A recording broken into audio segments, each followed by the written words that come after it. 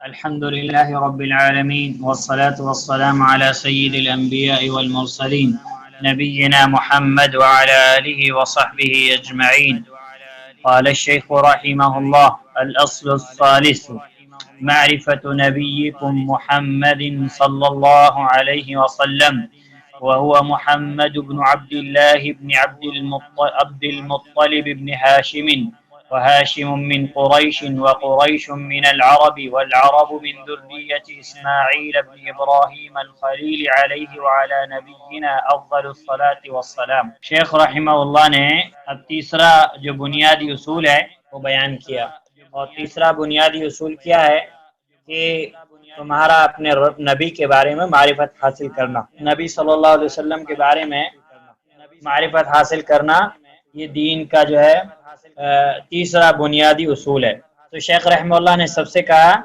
سب سے پہلے جو چیز کہی کہ الاصل الثالث، تیسرا اصول، تیسرا بنیادی اصول، معرفت نبیکم محمد صلی اللہ علیہ وسلم، تمہارے نبی کی معرفت حاصل کرنا، یعنی تمہارے نبی صلی اللہ علیہ وسلم کے بارے میں جانکاری حاصل کرنا. اور اس تعلق سے سب سے پہلی جو چیز اللہ کے نبی صلی اللہ علیہ وسلم نے بیان کی ہے، سب سے پہلی جو چیز شیخ رحمہ اللہ نے بیان کی ہے وہ ہے اللہ کے نبی صلی اللہ علیہ وسلم کا نسب. اس لیے کہ ہر شخصیت کو پہچاننے کے لیے سب سے پہلی چیز جو ہوتی ہے اس کا نام، اس کا نسب معلوم کرنا، اس کا نام اور اس کا نسب معلوم کرنا. اس کا نام اور نسب معلوم کی بغیر ہم کسی شخصیت کے تعلق سے معرفت حاصل نہیں کر سکتے. تو شیخ رحمہ اللہ نے اسی اسلوب کو اپنایا، اور آپ نے کہا کہ نبی صلی اللہ علیہ وسلم کا جو نسب ہے، آپ صلی اللہ علیہ وسلم کا جو خاندان ہے، آپ صلی اللہ علیہ وسلم کا نسب جو ہے، نسب آپ رحمہ اللہ نے بیان کیا. اور نسب کیا ہے؟ آپ نے فرمایا وَهُوَ مُحَمَّدُ بْنُ عَبْدِ اللَّهِ بْنِ عَبْدِ الْمُطَّلِبِ بن ہاشم، مطلب بن ہاشم. آپ نے فرمایا کہ آپ کا نام ہے محمد صلی اللہ علیہ وسلم بن عبداللہ بن عبد المطلب بن ہاشم، یعنی آپ کا نام ہے محمد اور آپ بیٹے ہیں عبداللہ کے، اور عبداللہ بیٹے ہیں عبد المطلب کے، اور عبد المطلب بیٹے ہیں ہاشم کے، عبد المطلب بیٹے ہیں ہاشم کے. تو ویسے تو اگر ہم اللہ کے نبی صلی اللہ علیہ وسلم کا جو ہے نسب بیان کریں تو اور کافی تفصیلی ہے، لیکن شیخ رحمہ اللہ نے یہیں پر اتفاق کیا، کیونکہ اصل یہ اتنا ہے کہ عبد المطلب اور عبد المطلب ہاشم کے بیٹے ہیں. تو پھر ویسے اگر ہم دیکھیں تو علماء کرام نے نبی صلی اللہ علیہ وسلم کا جو شجر نسب بیان کیا وہ اس طریقے سے ہے: محمد بن عبداللہ بن عبد المطلب بن ہاشم بن عبد مناف بن قصی بن کلاب بن مرہ بن کعب بن لوئی بن غالب بن فہر بن مالک بن نضر بن کنانہ بن خزیمہ بن مدرک بن الیاس بن مضر بن نضار بن معد بن عدنان. یہ آپ صلی اللہ علیہ وسلم کا نسب ہے. اور جو یہ نسب نامہ جو ہوتا ہے یہ بہت عظیم جو شخصیتیں ہوتی ہیں ان کا ہی محفوظ ہوتا ہے، ورنہ اکثر لوگوں کو جو نسب ہوتا ہے وہ معلوم ہی نہیں ہوتا، زیادہ سے زیادہ دادا پردادا تک نسب معلوم رہتا ہے. لیکن اللہ سبحانہ و تعالیٰ نے آپ کے پورے نسب کی حفاظت کی. ابھی جو میں نے نسب پڑھا یعنی معد بن عدنان تک تمام جو تاریخ والے مورخین ہیں اور سیرت والے سب کا اتفاق ہے، یہاں تک آپ کا نسب صحیح ہے. اس کے بعد جو آگے ہے، آگے اختلافات شروع ہیں، لیکن یہاں تک آپ کا نسب نامہ بالکل صحیح ہے. لیکن شیخ رحمہ اللہ نے جو بیان کیا ہے وہ صرف کیا بیان کیا ہے کہ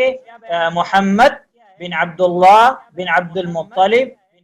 ہاشم، یہاں تک. اور یہاں تک ہم سب کو یاد کرنا چاہیے، یہاں تک آپ صلی اللہ علیہ وسلم کا جو نسب نامہ ہے یہ ہم سب کو یاد کرنا چاہیے، کیونکہ یہ اہم ہے. پھر شیخ رحمہ اللہ نے آگے کیا بیان فرمایا؟ آگے بیان فرمایا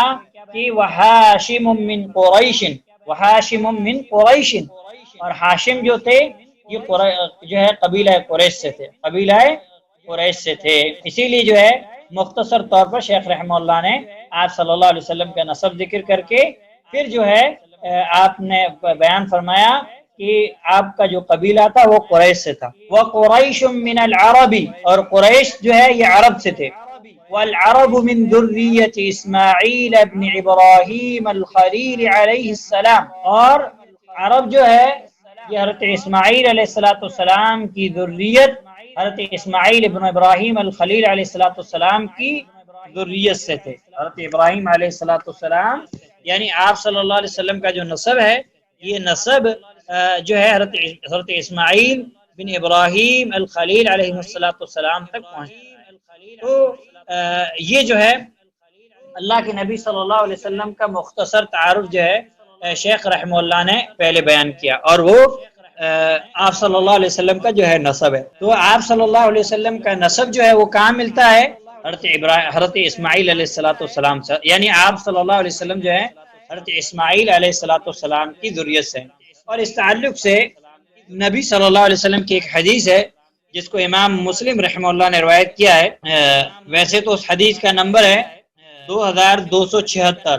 2276، لیکن اسلام 360 پر آپ کو یہ حدیث جو ہے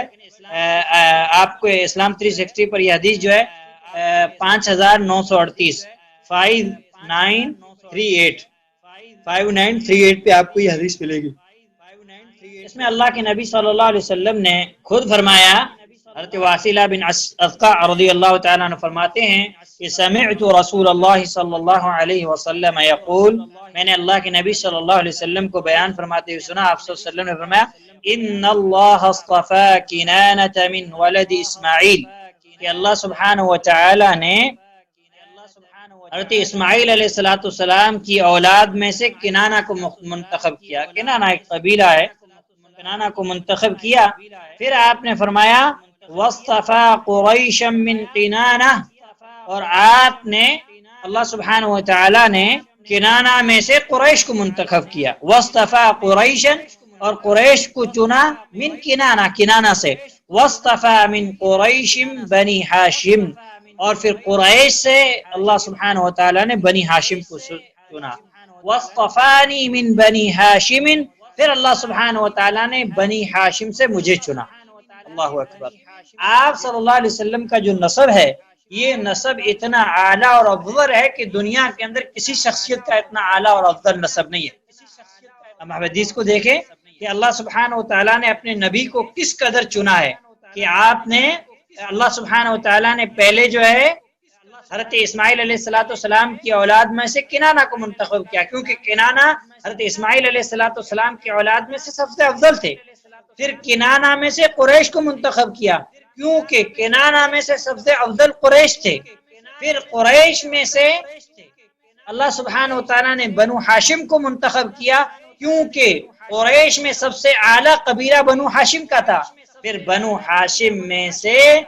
اللہ سبحانہ و تعالیٰ نے آپ کو منتخب کیا، کیونکہ بنو ہاشم میں آپ سے افضل اور کوئی نہیں تھے۔ تو آپ صلی اللہ علیہ وسلم کا جو نسب ہے، یہ نسب انتہائی اعلیٰ اور انتہائی اونچے درجے کا ہے۔ اس کے بعد جو دوسری چیز شیخ رحمہ اللہ نے بیان کی، نسب کو بیان کرنے کے بعد جو دوسری چیز شیخ رحمہ اللہ نے بیان کی وہ ہے عمر ہے، کہ اللہ کے نبی صلی اللہ علیہ وسلم کی معرفت حاصل کرنے کے لیے جو ہے علماء نے 5 چیزیں بیان کی ہیں، اور شیخ رحمہ اللہ نے ان 5 چیزوں کا ذکر کیا ہے۔ پہلی چیز تو یہ کہ نبی صلی اللہ علیہ وسلم کی نسب کی معرفت،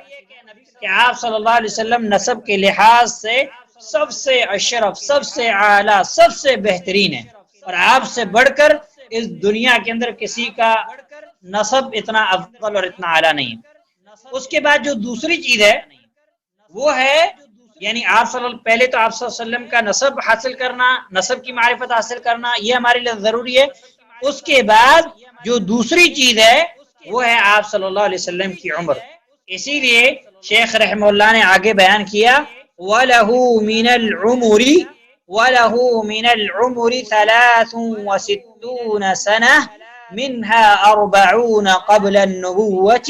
و23 نبيا رسولا۔ آپ رحمہ اللہ نے بیان فرمایا آپ صلی اللہ علیہ وسلم کی کل عمر 63 سال تھی، 63 سال تھی۔ منها 40 قبل النبوة، ان 63 سالوں میں سے 40 سال نبوت کے پہلے کے ہیں، و23 نبيا رسولا، اور 23 سال نبی اور رسول ہونے کے بعد کے ہیں، نبی اور رسول ہونے کے بعد کے ہیں۔ اب جو دوسری چیز جس کی معرفت حاصل کرنا ہمارے لیے ضروری ہے وہ ہے اللہ کے نبی صلی اللہ علیہ وسلم کی عمر مبارک۔ آپ صلی اللہ علیہ وسلم کا جو ہے پیدا ہونے کی جگہ مکہ میں پیدا ہوئے، پھر آپ صلی اللہ علیہ وسلم کی ہجرت کا جاننا، آپ صلی اللہ علیہ وسلم کی جو 63 سال کی زندگی ہے، آپ صلی اللہ علیہ وسلم نے مدینہ کی طرف ہجرت فرمائی، کب ہجرت فرمائی؟ 53 برس کی عمر میں آپ صلی اللہ علیہ وسلم نے جو ہے مدینہ کی طرف جو ہے ہجرت فرمائی۔ آپ صلی اللہ علیہ وسلم نے نبوت سے پہلے آپ صلی اللہ علیہ وسلم کی کتنے سال تھے؟ 40 سال تھے۔ پھر نبی ہونے کے بعد آپ صلی اللہ علیہ وسلم مکہ کے اندر کتنے سال رہے؟ تقریباً جو ہے آپ صلی اللہ علیہ وسلم نبی ہونے کے بعد 13 سال رہے۔ پھر جو ہے آپ صلی اللہ علیہ وسلم مدینہ میں کتنے سال رہے؟ 10 سال رہے۔ پھر آپ صلی اللہ علیہ وسلم کی وفات کب ہوئی؟ 11 ہجری میں ربیع الاول میں جو ہے آپ صلی اللہ علیہ وسلم کی وفات ہوئی۔ تو یہ چیز کا جاننا یہ جو ہے ہمارے لیے کیا ہے؟ ضروری ہے۔ تو پہلی چیز آپ کا نسب، اور اس کے بعد دوسری چیز ہے اللہ کے نبی صلی اللہ علیہ وسلم کی عمر کی معرفت، کہ اللہ کے نبی صلی اللہ علیہ وسلم کی عمر کیا تھی وہ جاننا ہمارے لیے ضروری ہے۔ تو شیخ رحمہ اللہ نے دوسری بنیادی چیز یہ بیان کی۔ اور دوسری ایک اہم چیز یہ ہے کہ اللہ کے نبی صلی اللہ علیہ وسلم کی جو نبوت سے پہلے کی 40 سالہ زندگی ہے، وہ زندگی بھی آپ صلی اللہ علیہ وسلم کی پاک زندگی ہے، وہ زندگی بھی آپ صلی اللہ علیہ وسلم کی پاکیزہ زندگی تھی، اور آپ صلی اللہ علیہ وسلم لوگوں میں سے سب سے اونچے اخلاق اور سب سے اونچے کریکٹر کے مالک تھے، اور آپ صلی اللہ علیہ وسلم ہر اعتبار سے گناہوں سے پاک تھے، اور آپ صلی اللہ علیہ وسلم جو ہے لوگوں کے جو ہے غلیظ اخلاق یا جو بھی چیزیں ہیں بتوں کی عبادت، ان ساری چیزوں سے اللہ کے نبی صلی اللہ علیہ وسلم پاک تھے۔ اس تعلق سے کہ آپ کی جو نبوت سے پہلے کے 40 سال ہیں، وہ 40 سالوں کے اندر آپ صلی اللہ علیہ وسلم کو کسی چیز کا علم نہیں تھا، جو چیزیں آپ صلی اللہ علیہ وسلم نے نبی ہونے کے بعد بتلائیں، کیونکہ نبی ہونے سے پہلے آپ کو کسی چیز کے بارے میں خبر نہیں تھی۔ اسی لیے اللہ سبحانہ وتعالیٰ نے سورہ یوسف آیت نمبر 3 کے اندر آخر میں فرمایا وَإِن كُنْتَ مِن قَبْلِهِ لَمِنَ الْغَافِلِينَ، کہ اس سے پہلے آپ غافلوں میں سے تھے، یعنی آپ کو خبر نہیں تھی۔ یعنی اللہ سبحانہ وتعالیٰ نے جو حضرت یوسف علیہ السلام کا قصہ بیان کیا ہے، تو اس قصے کو بیان کرنے کے بعد اللہ سبحانہ وتعالیٰ نے یہ فرمایا کہ اس قصے سے اس سے پہلے آپ غافل تھے، یعنی نبوت سے پہلے آپ کو اس چیز کا علم نہیں تھا۔ اسی طریقے سے اللہ سبحانہ وتعالیٰ نے سورہ یونس آیت نمبر 16 کے اندر فرمایا قُلْ لَوْ شَاءَ اللَّهُ مَا تَلَوْتُهُ عَلَيْكُمْ وَلَا أَدْرَاكُمْ بِهِ فَقَدْ لَبِثْتُ فِيكُمْ عُمُرًا مِّن قَبْلِهِ أَفَلَا تَعْقِلُونَ۔ اللہ سبحانہ وتعالیٰ نے فرمایا کہ آپ یوں کہہ دیجئے، اگر اللہ سبحانہ وتعالیٰ کو منظور ہوتا، اگر اللہ سبحانہ وتعالیٰ چاہتا تو نہ تو میں تم کو وہ پڑھ کر سناتا، اور نہ اللہ تعالیٰ تم کو اس کی اطلاع دیتا، کیونکہ میں اس سے پہلے تو ایک بڑے حصہ بڑی عمر جو ہے یعنی عمر کا حصہ میں تمہارے درمیان رہ چکا ہوں۔ افلا تعقلون، پھر کیا تم عقل نہیں رکھتے؟ تو یہ اس چیز کی معرفت حاصل کرنا بھی ہمارے لیے ضروری ہے۔ یہ سیرت کا موضوع ہے جو کہ کافی لمبا جو ہے موضوع ہے۔ اس کے بعد جو تیسری چیز اللہ کے نبی صلی اللہ علیہ وسلم کی معرفت حاصل کرنے کے لیے جو تیسری چیز ہے شیخ رحمہ اللہ نے جو بیان کی ہے، وہ ہے نبی صلی اللہ علیہ وسلم کی نبوت کی زندگی کی معرفت، کہ آپ صلی اللہ علیہ وسلم کو جو نبی بنایا گیا تو کیسے بنایا گیا۔ جیسا کہ شیخ رحمہ اللہ نے جو ہے کتاب کے اندر جو ہے بیان کیا، نبوت اور رسالت کا بیان کرتے ہوئے آپ نے فرمایا کہ نبئ بقرأ وارسل بالمدثر وبلده مکہ۔ بہت مختصر میں شیخ رحمہ اللہ نے یہ بات بیان کی ہے، لیکن شیخ رحمہ اللہ نے جو ہے ساری چیزیں اس کے اندر بیان کر دی ہیں۔ مختصر طور پر شیخ رحمہ اللہ نے ساری چیز جو ہے بیان کر دی ہے۔ اللہ اکبر۔ آپ نے فرمایا کہ نبئ بقرأ، آپ صلی اللہ علیہ وسلم کی جو نبوت کی زندگی ہے، آپ صلی اللہ علیہ وسلم کی جو نبوت کی زندگی ہے وہ 23 برس پر شامل ہے، 23 برس پر مشتمل ہے۔ 40 سال کی عمر مبارک میں اللہ سبحانہ وتعالیٰ نے آپ کو نبوت کے درجے پر فائز فرمایا۔ اسی لیے آپ صلی اللہ علیہ وسلم کی جو ہے تعریف میں نسبت میں ایک عربی شاعر نے کہا ہے کہ وَأَتَتْ عَلَيْهِ 40 فَأَشْرَقَتْ وَأَتَتْ عَلَيْهِ 40 فَأَشْرَقَتْ شمس النبوۃ منہ فی رمضان، کہ آپ صلی اللہ علیہ وسلم کی عمر مبارک جب 40 سال کی ہوئی تو آپ کی رسالت کا، آپ کی نبوت کا سورج رمضان المبارک کے اندر طلوع ہوا۔ رمضان المبارک کے اندر کیا ہے؟ طلوع ہوا۔ تو شیخ رحمہ اللہ نے فرمایا کہ نبی بقرأ، آپ صلی اللہ علیہ وسلم کو اقرأ بسم ربک الذی خلق جو آیت ہے، اس آیت کے نزول کے ساتھ شرف نبوت حاصل ہوا، یعنی اللہ سبحانہ تعالیٰ نے آپ کو نبی بنایا۔ نبی بقرأ، کہ آپ کو نبی بنایا گیا اقرأ کے ذریعے، یعنی سورہ علق کے ذریعے سے۔ اور پھر شیخ رحمہ اللہ نے آگے بیان فرمایا وَأُرْسِلَ بِالْمُدَّثِّرِ، اور آپ یا ایھا المدثر، یا ایھا المدثر جو صورت ہے، اس کے نزول کے ساتھ آپ کو رسالت عطا کی گئی، یعنی نبوت آپ کو عطا کی گئی کب؟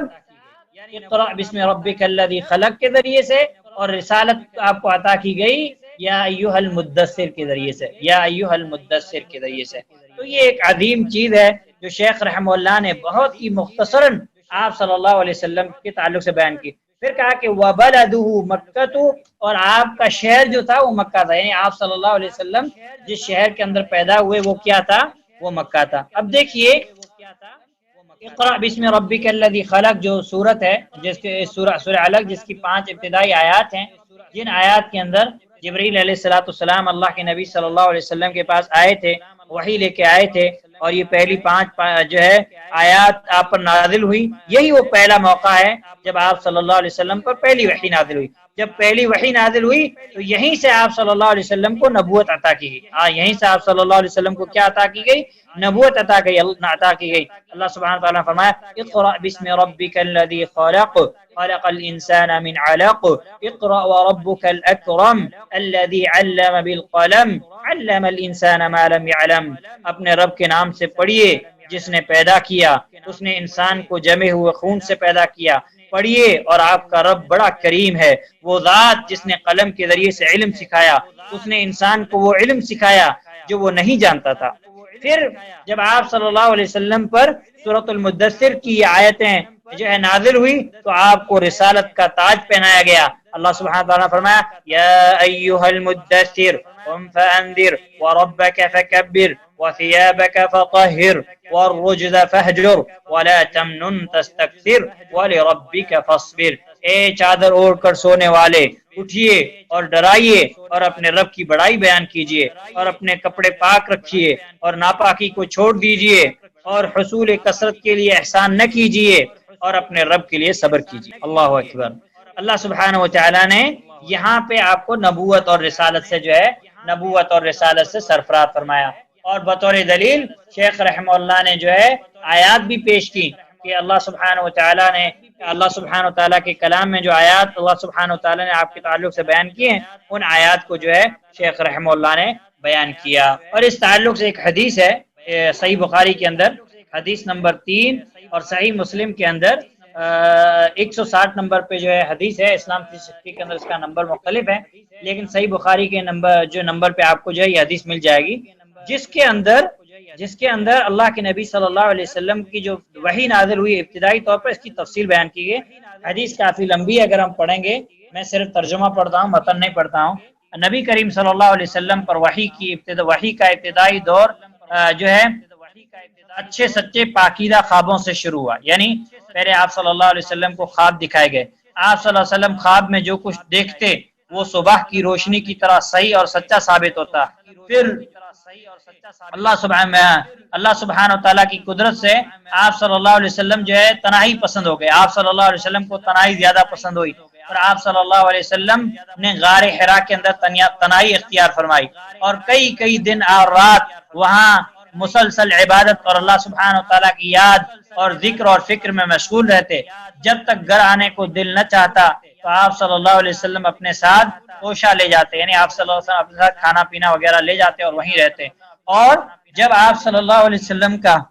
توشہ ختم ہوتا تو آپ کی اہلیہ حضرت خدیجہ رضی اللہ تعالی عنہا کے پاس تشریف لاتے،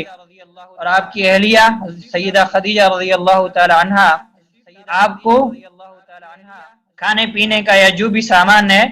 آپ کو دیتی، پھر آپ صلی اللہ علیہ وسلم وہ سامان لے کر وہاں پہ تشریف لے جاتے۔ اگر آپ لوگ وہ جگہ دیکھیں جس جگہ پہ اللہ کے نبی صلی اللہ علیہ وسلم غار حرا کے اندر جاتے تھے، وہ جگہ اتنی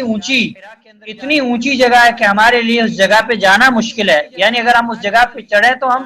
تھک جائیں، لیکن اللہ کے نبی صلی اللہ علیہ وسلم نے اللہ سبحانہ و تعالیٰ کی عبادت اور اللہ سبحانہ و تعالیٰ کی ذکر و فکر کے لیے اس تنہائی کی جگہ کو جو ہے اس تنہائی کی جگہ کا انتخاب کیا، اور آپ صلی اللہ علیہ وسلم توشہ لے کر وہاں جاتے، اور جو بھی اللہ سبحانہ و تعالیٰ کی عبادت آپ سے اس وقت ہوتی وہ آپ صلی اللہ علیہ وسلم کرتے، اور پھر جب توشہ ختم ہو جاتا تو اپنی اہلیہ کے پاس آتے، حضرت خدیجہ رضی اللہ تعالیٰ عنہ کے پاس، اور پھر سامان لے کر آپ صلی اللہ علیہ وسلم واپس وہاں پہنچ جاتے۔ اب مورخین نے اس تعلق سے یہ بات بیان کی ہے کہ اللہ کے نبی صلی اللہ علیہ وسلم نے غار حرا کا کیوں انتخاب کیا، تو بعض جو ہے علماء کہتے ہیں کہ آپ نے غار حرا کا انتخاب اس لیے کیا کیونکہ غار حرا ایک تنہائی والی جگہ تھی، وہاں کوئی دوسرا پہنچ نہیں سکتا، آپ صلی اللہ علیہ وسلم کو عبادت سے ڈسٹرب نہیں کر سکتا، اس لیے آپ نے اس جگہ کا انتخاب کیا۔ اور یہ بھی کہا جاتا ہے کہ آپ صلی اللہ علیہ وسلم نے اس جگہ کا انتخاب یہ اس لیے بھی کیا تھا کہ یہ بہت اونچی جگہ ہے، یہاں سے کعبہ دکھائی دیتا تھا، اور آپ صلی اللہ علیہ وسلم کعبہ کو دیکھ دیکھ کر اللہ سبحانہ و تعالیٰ کی عبادت کیا کرتے تھے۔ واللہ عالم بالصواب، یہ چیزیں جو ہے علماء کرام نے بیان کی ہے۔ تو آپ صلی اللہ علیہ وسلم کا یہی طریقہ جاری رہا یہاں تک کہ آپ صلی اللہ علیہ وسلم پر حق واضح ہو گیا، اور آپ صلی اللہ علیہ وسلم غار حرائی کے اندر جو ہے آپ صلی اللہ علیہ وسلم ٹھہرے ہوئے تھے کہ اچانک جبرائیل علیہ السلام آپ صلی اللہ علیہ وسلم پر حاضر ہوئے اور کہنے لگے اے محمد پڑھو۔ آپ صلی اللہ علیہ وسلم فرماتے ہیں کہ میں نے کہا میں پڑھنا نہیں جانتا۔ آپ صلی اللہ علیہ وسلم نے فرمایا کہ فرشتے نے مجھے پکڑ کر اتنی زور سے دبایا کہ میری طاقت جواب دے گئی، پھر مجھے چھوڑ کر کہا کہ پڑھو، میں نے پھر وہی جواب دیا کہ میں پڑھا ہوا نہیں ہوں۔ اس فرشتے نے مجھ کو نہایت ہی زور سے دبایا، مجھ کو سخت تکلیف محسوس ہوئی، پھر اس نے کہا کہ پڑھو، میں نے کہا کہ میں پڑھا ہوا نہیں ہوں۔ فرشتے نے تیسری بار مجھ کو پکڑا اور تیسری مرتبہ پھر مجھ کو جو ہے زور سے دبایا اور دبا کر جو ہے مجھے چھوڑ دیا اور کہنے لگا پڑھو۔ اس حدیث کے ٹکڑے سے علماء کرام نے یہ استدلال کیا ہے کہ علم جو ہے حاصل کرنا یہ تکلیف دہ، علم جو ہے یہ حاصل کرنا کیا ہے، تکلیف دہ۔ دیکھیے اللہ کے نبی صلی اللہ علیہ وسلم کو جب وحی نازل ہو رہی ہے، سب سے پہلے آپ کو کس چیز کا حکم دیا جا رہا ہے، علم کو سیکھنے کا، اقرا پڑھیے۔ تو علم اتنا عظیم چیز، علم اتنی عظیم چیز ہے، حالانکہ اللہ کے نبی صلی اللہ علیہ وسلم کو اس سے پہلے یہ نہیں کہا گیا کہ آپ جو ہے لوگوں کو شرک سے روکو، آپ بتوں کو توڑو، آپ جو ہے کعبہ کو بتوں سے صاف کرو۔ عرب کے اندر بہت ساری برائیاں تھی، شراب، زنا، بہت چوری، ساری چیزیں عام تھی، لیکن سب سے پہلے آپ کو جس چیز کا حکم دیا جا رہا ہے وہ کیا ہے، علم کا، کہ پڑھو۔ کیوں کہ علم آئے گا تب آپ لوگوں کو شرک سے روکیں گے، اللہ کی توحید کی طرف لائیں گے، علم آئے گا تو آپ لوگوں کے اخلاق کی جو ہے اصلاح کریں گے۔ اس لیے اس حدیث سے ہمیں پتہ چلتا ہے کہ علم کو حاصل کرنا یہ بہت اہم ہے، اس لیے نبی صلی اللہ علیہ وسلم کو بھی سب سے پہلے کس چیز کی طرف توجہ دلائی گئی، آپ صلی اللہ علیہ وسلم کو بھی کہا گیا کہ پڑھو۔ نمبر 2، اس سے یہ بات معلوم ہوتی ہے کہ علم جو ہے، علم سیکھنے میں تکلیف آئے گی، علم سیکھنے میں تکلیفیں پریشانیاں آئیں گی، اس لیے ہم علماء کرام کی سیرت پڑھیں، سلف کی سیرت پڑھیں کہ سلف جو ہے علم کو حاصل کرنے کے لیے انہوں نے کتنی تکلیفیں اور کتنی جو ہے پریشانیاں جھیلی۔ جیسا کہ بعض سلف کے بارے میں آتا ہے کہ انہوں نے اپنے شاگردوں سے بیان کیا کہ میں نے علم حاصل کرنے کے لیے جو سب سے پہلا سفر کیا وہ سفر پیدل سب سے پہلا جو سفر کیا وہ سفر 4000 کلومیٹر کا تھا۔ کتنے ہزار کلومیٹر کا؟ 4000 کلومیٹر کا سب سے پہلا سفر انہوں نے علم حاصل کرنے کے لیے شروع کیا، علم حاصل کرنے کے لیے کیا۔ تو ان کے شاگردوں نے آپ سے پوچھا کہ کیا اس کے بعد آپ نے سفر نہیں کیا علم حاصل کرنے کے لیے؟ تو آپ نے جواب دیا کہ اس کے بعد میں نے سفر تو کیا، اس کے بعد میں نے سفر تو کیا، لیکن سفر کی مسافت کو گننا چھوڑ دیا، کہ سفر کی مسافت کتنی ہے اس کو میں نے گننا چھوڑ دیا۔ اسی طریقے سے امام احمد رحمہ اللہ کے بارے میں آتا ہے کہ امام احمد رحمہ اللہ جب مکہ آئے جو ہے آپ نے مکہ میں جو ہے وہاں کے مشائخ سے، علماء سے علم حاصل کیا، پھر آپ جو ہے دوسرے شہر کی طرف جو ہے علم حاصل کرنے کے لیے روانہ ہوئے، تو بعض لوگوں نے دیکھا کہ آپ رحمہ اللہ کی اینٹوں سے خون بہ رہا تھا، آپ صلی اللہ علیہ وسلم کے پیروں سے آپ رحمہ اللہ امام احمد بن حنبل رحمہ اللہ کی جو ہے ایڑیوں سے خون بہ رہا تھا کہ ابھی آپ کہاں چلے، آپ کی ایڑیوں سے خون بہ رہا، تو امام احمد رحمہ اللہ وہاں سے دوسرے ملک کی طرف جو ہے حدیث حاصل کرنے کے لیے روانہ ہوئے۔ تو علم جو ہے، علم ایسے نہیں حاصل ہوتا، آرزوؤں سے حاصل نہیں ہوتا، جیسا کہ میں نے آپ سے پہلے کہا تھا کہ ایک شاعر نے کہا ہے کہ لو کان العلم یدرک بالمنى ما کان فی البریۃ جاہل، کہ اگر علم آرزوؤں سے حاصل ہوتا تو مخلوق کے اندر کوئی جاہل نہ ہوتا، سب عالم ہو جاتے۔ علم کے لیے وقت، علم کے لیے جد و جہد، علم کے لیے تکلیف، علم کے لیے صبر، یہ ساری چیزیں ضروری ہیں۔ تو ہم دیکھیں کہ اللہ کے نبی صلی اللہ علیہ وسلم کو حضرت جبریل علیہ السلام نے کتنی زور سے دبایا، تو اس سے علماء کرام نے یہ مسئلہ مستمت کیا کہ علم کے جو ہے لیے تکلیف اور پریشانی آئے گی، اس پر آپ کو کیا کرنا ہے، صبر کرنا ہے۔ پھر جبریل علیہ السلام نے کہا کہ پڑھو، اقرا، پڑھو، کس اپنے رب کے نام سے، اپنے رب کے نام سے۔ تو حضرت جبریل علیہ السلام نے آپ کے سینے کو زور سے دبانے کے بعد کہا اقرا بسم ربک الذی خلق، پڑھو اپنے رب کے نام سے، پڑھو اپنے رب کے نام سے، الذی خلق، جس نے کیا کیا، پیدا کیا۔ اللہ اکبر۔ یعنی جبریل علیہ السلام جو پہلی وحی آپ پہ جو ہے لے کر نازل ہوئے، اس وحی کے اندر اللہ سبحانہ و تعالیٰ ایک عظیم پیغام دے رہے ہیں اللہ کے نبی صلی اللہ علیہ وسلم، اور وہ پیغام کی ابتدا اللہ سبحانہ و تعالیٰ نے جس چیز سے کی ہے وہ ہے علم سے۔ اور جبریل علیہ السلام نے کہا پڑھو اپنے رب کے نام کی مدد سے جس نے پیدا کیا اور انسان کو خون کی لوتھڑے سے پیدا کیا، پڑھو اور آپ کا رب بہت ہی مہربانیاں کرنے والا ہے۔ تو بس یہی آیتیں آپ صلی اللہ علیہ وسلم پر جبریل علیہ السلام، آپ صلی اللہ علیہ وسلم جبریل علیہ السلام سے سن کر اس حال میں غار حرا سے واپس ہوئے کہ آپ صلی اللہ علیہ وسلم کا دل اس انوکھے واقعے سے کانپ رہا تھا۔ آپ صلی اللہ علیہ وسلم اماں خدیجہ کے ہاں تشریف لائے اور فرمایا کہ مجھے کمبل اڑا دو، مجھے کمبل اڑا دو۔ لوگوں نے آپ صلی اللہ علیہ وسلم کو کمبل اڑا دیا۔ جب آپ صلی اللہ علیہ وسلم کا ڈر ختم ہوا تو آپ صلی اللہ علیہ وسلم نے اپنی زوجہ محترمہ ام المؤمنین سیدہ خدیجہ طیبہ طاہرہ خدیجہ رضی اللہ تعالی عنہا کو تفصیل کے ساتھ یہ واقعہ سنایا اور فرمانے لگے مجھ کو اب اپنی جان کا خوف ہو گیا ہے۔ آپ صلی اللہ علیہ وسلم کی اہلیہ محترمہ خدیجہ رضی اللہ تعالی عنہا نے ام المؤمنین نے بیان فرمایا، آپ صلی اللہ علیہ وسلم کو ہمت دی اور کہا کہ آپ کا یہ خیال صحیح نہیں ہے، اللہ کی قسم اللہ آپ کو کبھی رسوا نہیں کرے گا، آپ تو اونچے اخلاق کے مالک ہیں، آپ تو لوگوں کی خبرگیری کرتے ہیں، آپ تو بے کسوں کا بوجھ اپنے سر پر رکھتے ہیں، آپ تو مفلسوں کے لیے آپ کام آتے ہیں، مہمان نوازی میں آپ بے مثال ہیں، مشکل وقت میں آپ جو ہے صحیح حق کا ساتھ دیتے ہیں۔ ایسے اوصاف کا، ایسی خوبیوں کا مالک انسان یوں بے وقت ذلت و خواری کی موت نہیں پا سکتا۔ پھر حضرت خدیجہ نے مزید تسلی دینے کے لیے آپ صلی اللہ علیہ وسلم کو اپنے چچیرے بھائی ورقہ بن نوفل کے پاس لے گئیں، اور زمانہ جاہلیت میں نصرانی مذہب اختیار کر چکے تھے کون؟ یعنی یہ جو ہے ورقہ بن نوفل۔ اور جیسے کہ ہم جانتے ہیں کہ اللہ کے نبی صلی اللہ علیہ وسلم کی بعثت سے پہلے اگر کوئی انسان کسی بھی نبی کی نبوت پر ایمان لاتا تھا تو اس کے لیے کافی تھا، تو حضرت ورقہ بن نوفل جو تھے یہ انجیل وغیرہ کو جو ہے پڑھے ہوئے تھے، اسی جو ہے بہت بوڑھے ہو گئے تھے، یہاں تک کہ ان کی نظریں بھی ختم ہو چکی تھی۔ جب خدیجہ رضی اللہ تعالی عنہا نے ان کے سامنے آپ صلی اللہ علیہ وسلم کے حالات بیان کیے اور کہا کہ چچا زاد بھائی اپنے بھتیجے محمد صلی اللہ علیہ وسلم کی زبان ذرا ان کی کیفیت سن لیجئے، وہ بولے کہ بھتیجے آپ نے جو کچھ دیکھا اس کی تفسیر سناؤ۔ آپ صلی اللہ علیہ وسلم نے پورا واقعہ شروع سے لے کر آخر تک سنایا، جس سے سن کر ورقہ بے اختیار بول اٹھا اور کہنے لگا یہی تو وہ فرشتہ ہے، یعنی حضرت جبریل علیہ السلام جسے اللہ نے موسیٰ علیہ السلام پر وحی دے کر بھیجا تھا۔ کاش کہ میں آپ کے پاس نبوت کے زمانے سے شروع ہونے پر جوان عمر ہوتا، یعنی جوان ہوتا، کاش کہ میں اس وقت زندہ ہوتا جبکہ آپ کی قوم آپ کو اس شہر سے نکال دے گی۔ اللہ کے نبی صلی اللہ علیہ وسلم یہ سن کر تعجب سے پوچھا کہ کیا وہ لوگ مجھ کو نکال دیں گے؟ یعنی آپ صلی اللہ علیہ وسلم نے یہ اس لیے پوچھا کیونکہ آپ صلی اللہ علیہ وسلم تو صادق اور امین تھے، لوگوں کے درمیان مقبول تھے، کہ وہ مجھے کیسے نکال سکتے ہیں؟ تو ورقہ بولا ہاں یہ سب کچھ سچ ہے، مگر جو شخص بھی آپ کی طرف جو ہے آپ کی طرف صحیح بات حق لے کر آیا، لوگ اس کی دشمنی ہو گئے ہیں، اگر مجھے آپ کی نبوت کا وہ زمانہ مل جائے تو میں آپ کی پوری پوری مدد کروں گا۔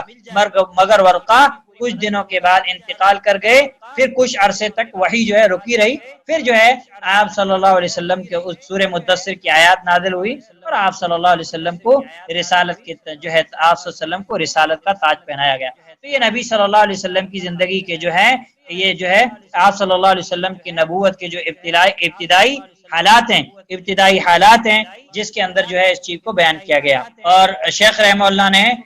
جو ہے جو آپ صلی اللہ علیہ وسلم پہ جو سورہ مدثر نازل ہوئی، سورہ مدثر کے اندر ایک عظیم حکم ہے، جب بھی شیخ رحمہ اللہ نے آگے بیان کیا ہم بیان کرتے ہیں، اس کے بعد شیخ نے رحمہ اللہ نے فرمایا کہ وَبَلَدُهُ مکہ، آپ کا جو شہر ہے وہ مکہ تھا، وَحَاجَرَ إِلَى الْمَدِينَةِ، اور آپ صلی اللہ علیہ وسلم نے مدینہ کی طرف ہجرت کی، اور مکہ جو ہے یہ سب سے افضل شہر ہے، آپ صلی اللہ علیہ وسلم خود بھی افضل اور پیدا بھی ہوئے ہیں سب سے افضل شہر کے اندر، تو یہ بھی اللہ کے نبی صلی اللہ علیہ وسلم کا شرف ہے اور آپ صلی اللہ علیہ وسلم کا مقام ہے کہ اللہ سبحانہ وتعالیٰ نے اپنے افضل رسول کو افضل شہر کے اندر پیدا کیا اور افضل قبیلے اور افضل خاندان کے اندر پیدا کیا۔ پھر شیخ رحمہ اللہ نے آگے جو چیز بیان کی ہے کہ بعثہ اللہ بالنظارۃ عن الشرک ويدعو إلى التوحيد والدليل قوله تعالى يا أيها المدثر قم فأنذر وربك فكبر وثيابك فطهر والرجز فهجر ولا تمنن تستكثر ولربك فاصبر۔ شیخ رحمہ اللہ نے بیان فرمایا کہ توحید اللہ سبحانہ وتعالی نے بعثہ اللہ سبحانہ وتعالی نے آپ کو بھیجا بالنظارۃ عن الشرک، لوگوں کو شرک سے ڈرانے کے لیے، وَيَدْعُو إِلَى التَّوْحِيدِ، اور لوگوں کو توحید کی طرف بلانے کے لیے، لوگوں کو توحید کی طرف بلانے کے لیے۔ یہی آپ صلی اللہ علیہ وسلم کی بعثت کا کیا تھا؟ مقصد تھا۔ تو نبی صلی اللہ علیہ وسلم کی معرفت کے بعد معرفت کا ایک اہم جو حصہ ہے وہ یہ ہے کہ ہم نبی صلی اللہ علیہ وسلم کی بعثت کا مقصد اور پیام کہ آپ صلی اللہ علیہ وسلم کس مقصد کے لیے دنیا کے اندر بھیجے گئے، یہ مقصد بھی جاننا ہمارے لیے ضروری ہے۔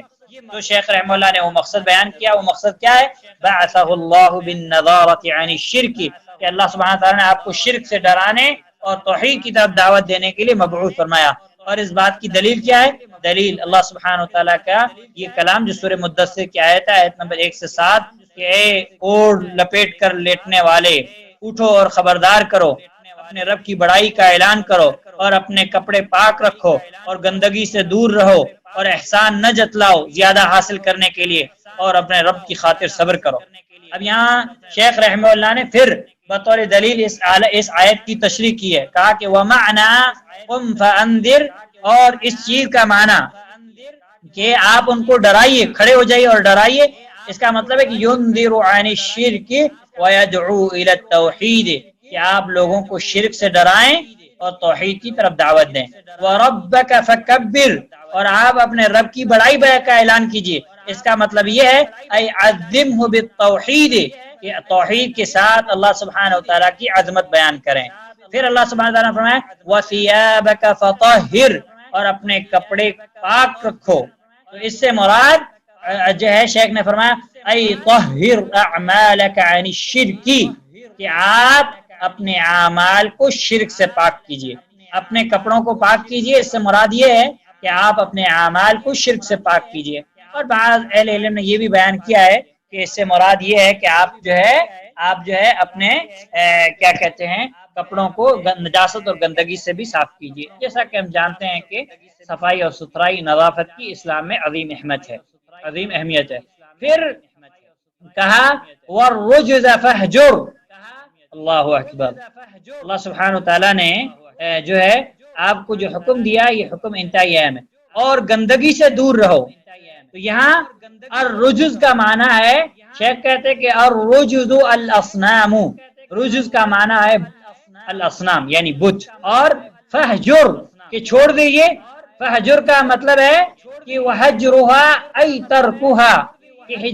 کہ آپ ان کو چھوڑ دیئے، مطلب ان بتوں کو چھوڑ دیجئے، والبراءۃ منها واہلها، ان بتوں کو اور ان بتوں کی عبادت کرنے والوں کو آپ کیا کر دیجئے؟ چھوڑ دیجئے۔ یعنی اس کا جو ہے الرجز کا معنی ہے بت، اور فہجر کا مطلب یہ ہے کہ ان سے ہجرت کرو، یعنی مطلب یہ ہے کہ جس طرح اب تک آپ صلی اللہ علیہ وسلم ان سے دور رہیں، اسی طرح ان کے بنانے اور پوجنے والوں سے دور رہیں، اور ان بتوں اور ان کے عبادت کرنے والے مشرکوں سے بیزاری اور برات کا اظہار کریں۔ آپ صلی اللہ علیہ وسلم نے اس اہم بنیادی نقطے پر 10 سال صرف کیے۔ آپ صلی اللہ علیہ وسلم نے جو ہے اس نقطے پر 10 سال آپ صلی اللہ علیہ وسلم نے خرچ کیے اور لوگوں کو توحید کی طرف دعوت دیتے رہے۔ 10 سال کے بعد آپ صلی اللہ علیہ وسلم کو آسمانوں کی سیر معراج کرائی گئی، اور آپ صلی اللہ علیہ وسلم پر 5 وقتوں کی نماز آگے یہ چیز بیان کی ہے۔ تو یہاں پہ ہم دیکھیں کہ شیخ رحمہ اللہ نے کس طریقے سے اللہ کے نبی صلی اللہ علیہ وسلم کی جو معرفت، اس معرفت کو کس طریقے سے مختصر انداز میں، مختصر طریقے سے کس طریقے سے جو ہے بیان کیا ہے کہ اگر ایک آدمی تفصیل سے نہیں پڑھ سکتا ہے تو شیخ رحمہ اللہ نے ایک ایسا اسلوب بتایا کہ اس اسلوب سے آسانی سے ہر انسان اللہ کے نبی صلی اللہ علیہ وسلم کی معرفت حاصل کر سکتا ہے۔ تو اللہ کے نبی صلی اللہ علیہ وسلم کی معرفت حاصل کرنے کے لیے 5 چیزوں کا جاننا ضروری ہے۔ نمبر 1، آپ صلی اللہ علیہ وسلم کے نسب کی معرفت۔ نمبر 2، آپ صلی اللہ علیہ وسلم کی عمر مبارک، آپ صلی اللہ علیہ وسلم کی پیدائش کا مقام، آپ صلی اللہ علیہ وسلم کا ہجرت کرنا، آپ صلی اللہ علیہ وسلم مکہ میں پیدا ہوئے، آپ صلی اللہ علیہ وسلم کی عمر اتنی تھی، پھر آپ صلی اللہ علیہ وسلم نے مدینہ کی طرف ہجرت فرمائی، پھر آپ صلی اللہ علیہ وسلم کی 63 سال میں آپ کی وفات ہوئی۔ اس کے بعد نمبر 3 ہے آپ صلی اللہ علیہ وسلم کی نبوت کی زندگی کی معرفت، کہ آپ صلی اللہ علیہ وسلم کی نبوت کی زندگی 23 سال پر مشتمل رہی۔ یہ چیز کو جو ہے حاصل کرنا، آپ صلی اللہ علیہ وسلم کو اللہ سبحانہ تعالیٰ نے کب نبی بنایا، رمضان کے مہینے کے اندر، وہ ساری چیز۔ اس کے بعد چوتھی چیز ہے آپ صلی اللہ علیہ وسلم کو نبوت اور رسالت کس آیت کی روح سے ملی۔ تو جیسا کہ ہم نے پڑھا کہ آپ صلی اللہ علیہ وسلم کو نبوت جو ہے اقراء کے ذریعے سے ملی اور رسالت سورۃ المدثر کے ذریعے سے ملی۔ اب ایک یہاں پہ یہ چیز ہے کہ رسول اور نبی میں کیا فرق ہے؟ تو علامہ ابن عثیمین رحمہ اللہ نے الاصول الثلاثہ کی شرح کے اندر بیان کیا ہے کہ نبی وہ ہوتا ہے جس پر شریعت کی وحی کی جاتی ہے اور اسے لوگوں تک پہنچانے، نبی وہ ہوتا ہے جس پر شریعت کی وحی آتی ہے لیکن تبلیغ کا اسے حکم نہیں ہوتا، یعنی اللہ سبحانہ تعالیٰ اس پر جو ہے شریعت کی وحی نازل کرتا ہے لیکن اس کی تبلیغ کا اسے حکم نہیں دیا جاتا۔ اور رسول وہ ہوتا ہے جس پر شریعت کی وحی کی جاتی ہے اور اسے لوگوں تک پہنچانے اور اس کے مطابق عمل کرنے کا بھی حکم دیا جاتا ہے۔ تو ہر رسول تو نبی ہوتا ہے مگر ہر نبی رسول نہیں ہوتا، مگر ہر نبی رسول نہیں ہوتا۔ اسی لیے جو ہے رسول اور نبی کے اندر علماء نے فرق کیا، بعد نے کہا کہ کوئی فرق نہیں ہے، اختلافی مسئلہ ہے، لیکن شیخ رحمہ اللہ نے یہ بات بیان کی تھی تو میں نے آپ کو بیان کی۔ اس کے بعد 5ویں چیز اللہ کے نبی صلی اللہ علیہ وسلم کی بعثت کا مقصد اور پیغام، کہ آپ صلی اللہ علیہ وسلم کو اللہ سبحانہ وتعالیٰ کی توحید کی طرف دعوت دینے کے لیے بھیجا گیا۔ آپ صلی اللہ علیہ وسلم پر شریعت نازل کی گئی، جن معاملات، جن امور کے کرنے کا حکم دیا گیا وہ لوگ کریں اور جن امور سے آپ صلی اللہ علیہ وسلم منع کریں ان سے رک جائیں، اور آپ صلی اللہ علیہ وسلم ساری دنیا کے لیے رحمت للعالمین بنا کر بھیجے گئے تاکہ لوگوں کو کفر، شرک اور جہالت کے اندھیروں سے نکال کر توحید، ایمان اور علم کی روشنی کی طرف رہنمائی کریں اور لوگوں کو ایک ایسے طریقے پر گامزن کریں جو اللہ سبحانہ تعالیٰ کی مغفرت اور اللہ سبحانہ تعالیٰ کی رضامندی کا راستہ ہے، تاکہ لوگ اللہ سبحانہ تعالیٰ کے عذاب اور اللہ سبحانہ تعالیٰ کے غصے سے بچ سکیں۔ تو یہ جو ہے اللہ کے نبی صلی اللہ علیہ وسلم کی مختصر معرفت ہے، اللہ کے نبی صلی اللہ علیہ وسلم کی مختصر جو ہے معرفت ہے۔ اب جو شیخ رحمہ اللہ نے دوسری چیز جو بیان کی کہ اللہ سبحانہ وتعالیٰ نے آپ کو جو بھیجا کہ بالنظارۃ عن الشرک، لوگوں کو شرک سے ڈرائیں اور توحید کی طرف دعوت دیں، یعنی اللہ تعالیٰ اپنی ربوبیت، اپنی الوہیت، اپنے اسماء اور اپنی صفات میں اکیلا، اس کو کوئی شریک نہیں، اس چیز کی طرف لوگوں کو بلائیں۔ اور یا ایھا المدثر جو اللہ سبحانہ وتعالیٰ نے یہاں پہ کہا ہے، یہ نبی صلی اللہ علیہ وسلم کو اللہ سبحانہ وتعالیٰ نے ندا دی ہے، آواز دی ہے، پکارا ہے کہ تم فانذر، کہ اللہ تعالیٰ نبی اکرم صلی اللہ علیہ وسلم کو حکم دے رہے ہیں کہ پوری قوت، پوری طاقت کے ساتھ لوگوں کو توحید کی دعوت دیں اور شرک سے ڈرائیں۔ اور یہی چیز شیخ نے یہاں خود ہی آیات کی تفسیر میں بیان کر دی ہے۔